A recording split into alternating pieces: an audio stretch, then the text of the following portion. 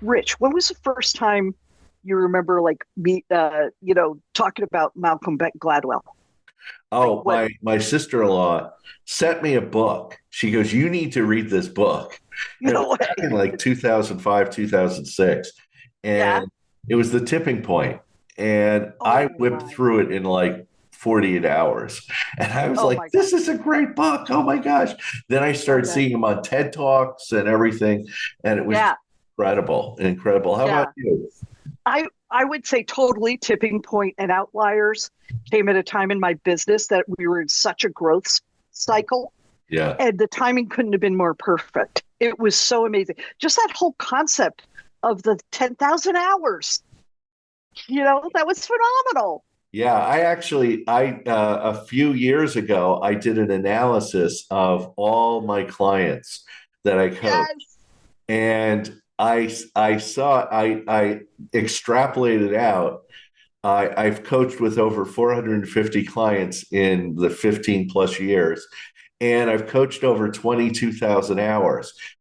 I look at Malcolm Gladwell's 10,000 makes you an expert. I'm twice that.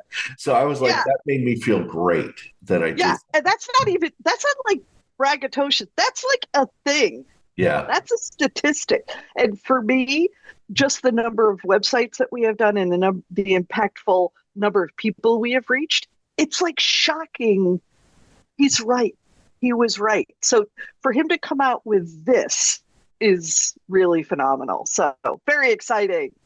Excellent. Well, welcome back to the Best Small Business Show, the podcast where BJ and I distill the latest business books into actionable insights for small business owners. I'm your host, BJ Flag. And I'm Rich G. And today we're exploring Revenge of the Tipping Point, overstories, super spreaders, and the rise of social engineering by the renowned Malcolm Gladwell. In, in this compelling follow up to his classic work, Tipping Point, Gladwell dives deeper into the ideas that spread and influence society in our digital age. You're gonna love it. Yeah. And today we're not only going to define and explain each of these topics from the book, we're going to align them for small business owners and integrate actionable steps that you can take and apply them to your business today.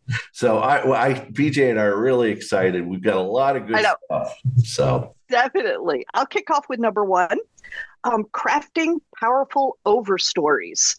So, a little bit of a description here. An overstory is that universal narrative that transcends individual products or services, tapping into the broader human experience and emotion. So, a lot of what we're going to talk about today is psychological. It's using sociology and that type of thing. It's like the overarching story that encapsulates your brand, your mission, your purpose, creating a real deep connection with your audience. For small businesses, think about crafting your overstory and what it means, to develop a compelling brand narrative and resonates emotionally. It's about sharing the why behind your business, not just the what. This narrative can foster loyalty and differentiate you in a really crowded market. yeah, this is good stuff. Powerful overstories are great. BJ, you were talking about like Macy's with the Thanksgiving Day parade. That's an Right? overstory for Macy's. Yeah. And it's also just creates such a brand awareness and, gives them such strength throughout the year. It's awesome. Definitely. We have some action steps. First, develop your brand's overstory. Okay. Identify core values and your mission. Reflect on what really, really drives your business.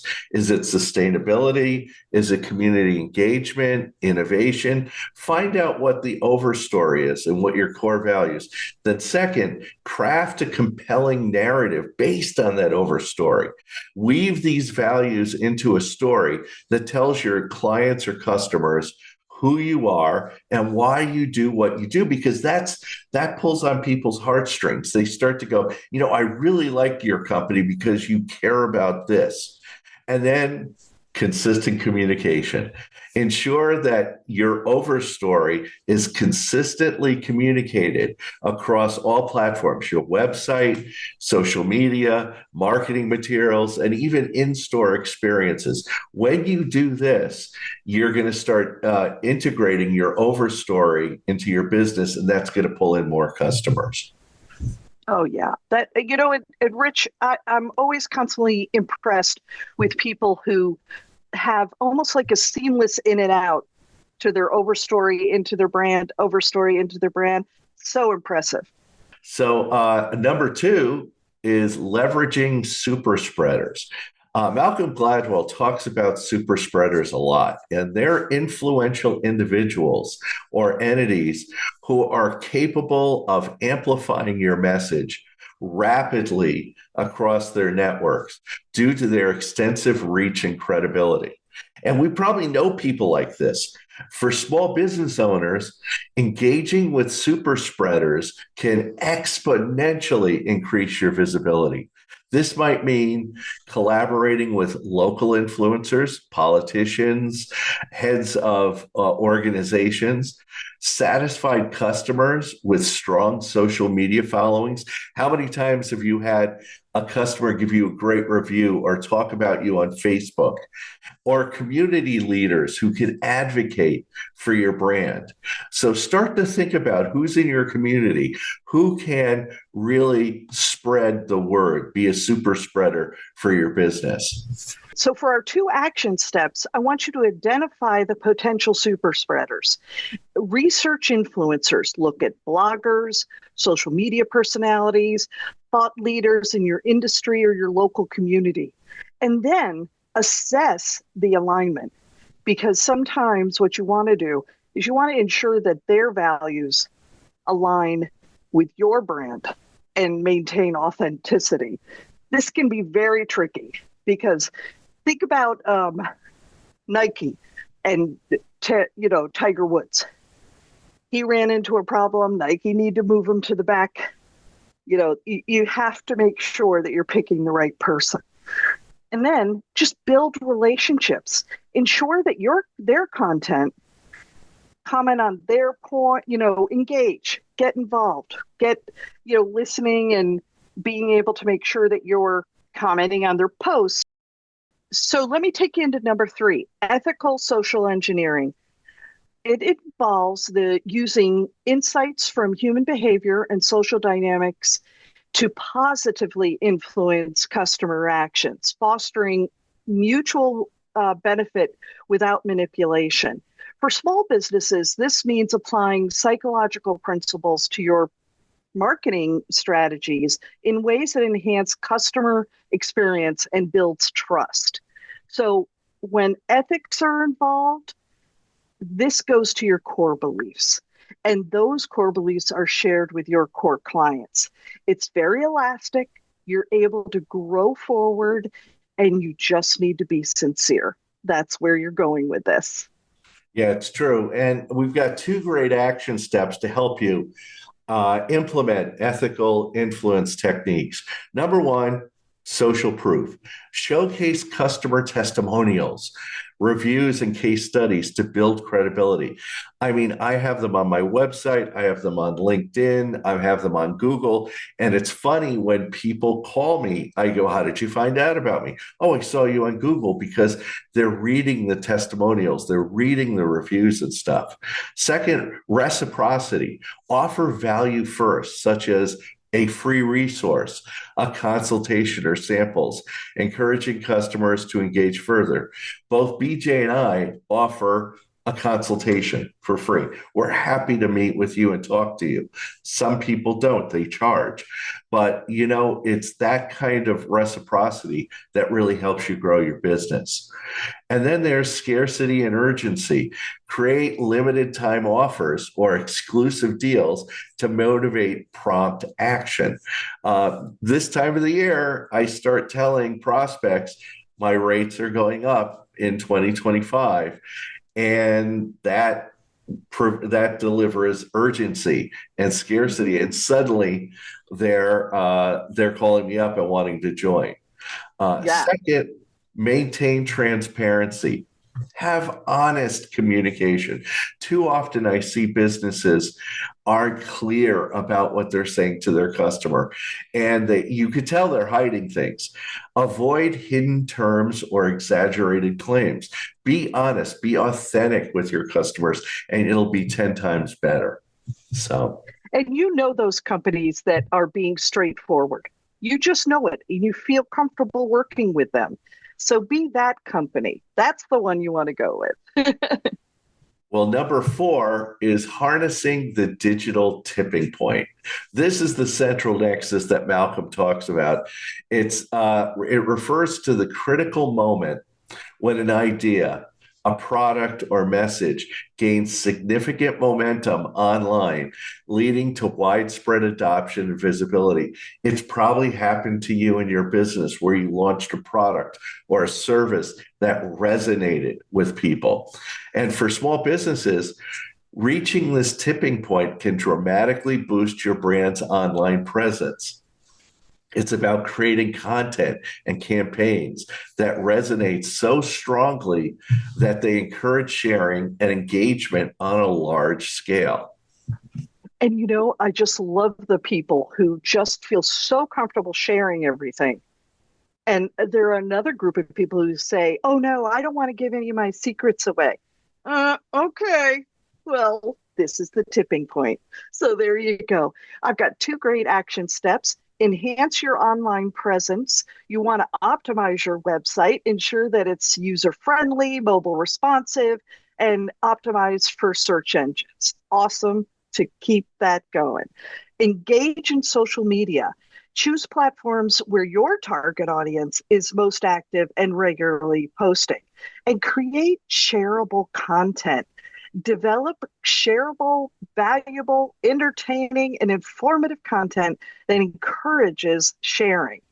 Don't say I didn't tell you, but I want you to monitor your analytics. This is impressive to say, hey, look at my engagement. Use tools like Google Analytics, social media insights, and understand what's working and what's not. Adjust strategies accordingly.